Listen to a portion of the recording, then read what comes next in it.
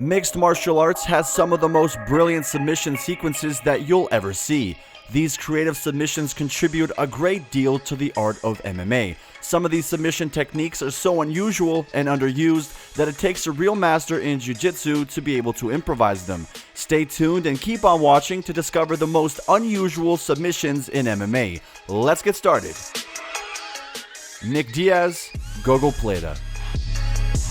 The Gogo Plata was made popular by Nick Diaz when he delivered it in MMA at Pride 33 against Takanori Gomi in 2007.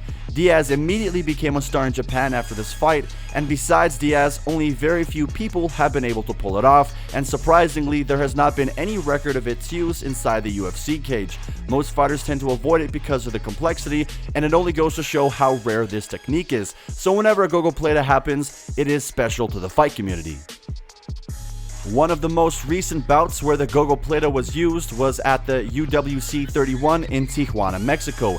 Adrian Luna Martinetti forced Brandon Uruchurtu to tap with the Gogo Plata in the second round of the main event's bantamweight title fight. Apart from taking home the belt, this move by Martinetti made the moment even more special. Peruvian necktie by Pat Curran. Just as the name implies, the Peruvian necktie is a submission that has elements of both a neck crank and a choke. The arms of the fighter carrying out the submission will have to be threaded in an over-under pattern with the hands gripped below the opponent's chin. The leg on the arm overside is then thrown over the opponent's back, and the submission is applied by leaning back and applying pressure to the opponent's neck. This submission requires the fighter to get an ideal position before the opponent knows what's about to happen. However, the Peruvian necktie is effective, and once any fighter gets it right, he can be rest assured that his opponent will tap. Pat was one of the rare fighters who were able to execute it in MMA. He did it at Bellator 46, Bellator featherweight tournament quarterfinal against Luis Palomino, and it was simply amazing. The Korean Zombie and the famous Twister. Chan Sung-young is known for his stand-up skills and exciting fights in the octagon. Jung made history in the UFC when he became the first man to finish an opponent with a twister submission on March 26th of 2011. Jung made Leonardo Garcia tap out at UFC Fight Night 24 in Seattle. Jung surprised everyone with this uncommon submission. The submission win earned Jung a $50,000 Submission of the Night bonus and the 2011 Submission of the Year nod at the World MMA Awards. It's one of those submissions that is very hard to set up and often causes a lot of pain. From the Chung vs. Garcia fight, we can see Chung twisting Garcia's spine. Nick Pace and the Pace Choke. Nick Pace is the first man to apply pillory choke or a place choke in an MMA bout. The choke or submission is named after him, and Pace displayed the submission at UFC TUF 12 finale while he was fighting with Will Campuzano. This move qualifies as one of the weirdest ways to finish a fight. Till date, it is still difficult to properly describe this move. According to Nick, the inspiration came when he was mixing up ideas and he created it on the spot. This submission skill is on this list today because no other fighter has ever attempted it in the octagon. You surprised me. I don't know what that technique was that you did, but I don't think I've ever seen somebody choking anybody like that. Calf slicer Charles Oliveira. A painful knee-straining submission, this move has variations within many different grappling arts, from Sambo to Jiu-Jitsu. In 2012, Charles Oliveira used the calf slicer at the UFC on Fox 2 while taking back control, but the move can be used from a variety of positions. Although the calf slicer is very painful, it hardly results in injuries because most fighters end up tapping out before any damage is done. Apart from Oliveira, the only other person that has successfully pulled off this rare submission is Brett the Pikey Johns. The Swansea-born fighter used it during his bout against Joe Soto at the TUF 26 finale. Brett Johns was the second Brazilian after Charles Oliveira, and Johns celebrated his victory on Twitter by tweeting, "MMA fan, only Brazilians can do calf slicers. Brett Johns, hold my beer," he captioned the post as he celebrated the 15th victory of his so far impressive career. Ben Saunders submitting Chris Heatherly with omoplata. The omoplata is a complex submission that means scapula in Portuguese. The omoplata is a technique in which the attacking student's legs and hips are used to extend an opponent's shoulder joint past its normal range of motion. The lock applied to the shoulder is similar to the Kimura lock, but the legs are used in place of the figure 4 grip. In addition to being a great submission, the omoplata can be used as a setup for sweeps, arm bars, chokes, and other techniques.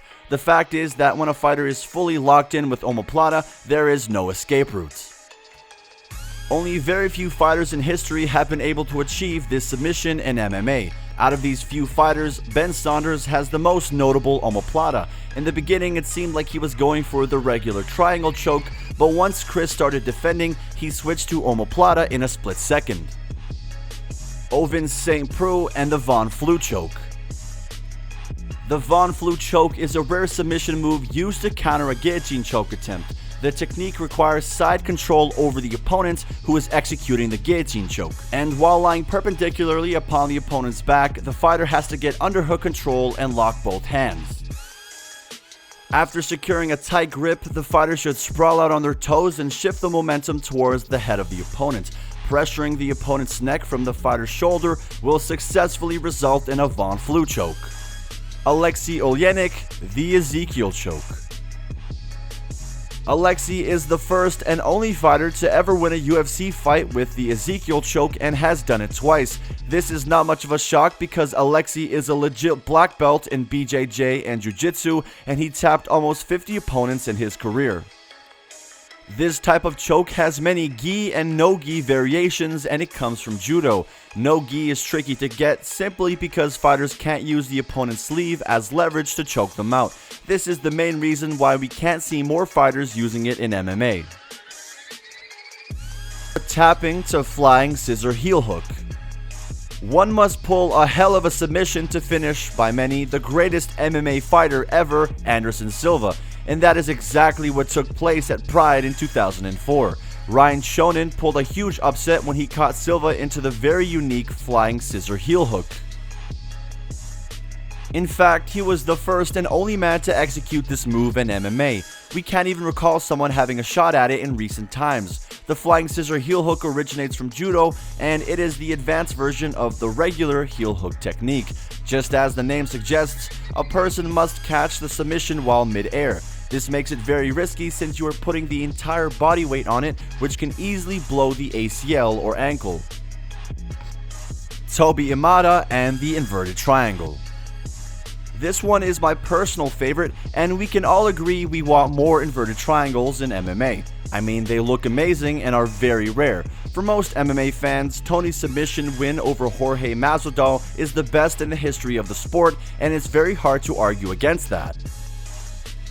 It all goes to an extra level when you watch the entire fight and realize that Tobi was taking a serious beating for 2 rounds. Masvidal was all over him for 2 rounds and clearly was winning the fight up to the point where he got caught. But Tobi was able to stay calm in the heat of the moment and pull off this amazing submission, and let's not forget he locked it while they were standing, which makes this submission even harder. Which one of these submissions is most intriguing to you? Share your thoughts in the comment section below, and don't forget to like, share, and subscribe to the channel. Thanks for watching, and we'll see you in the next video.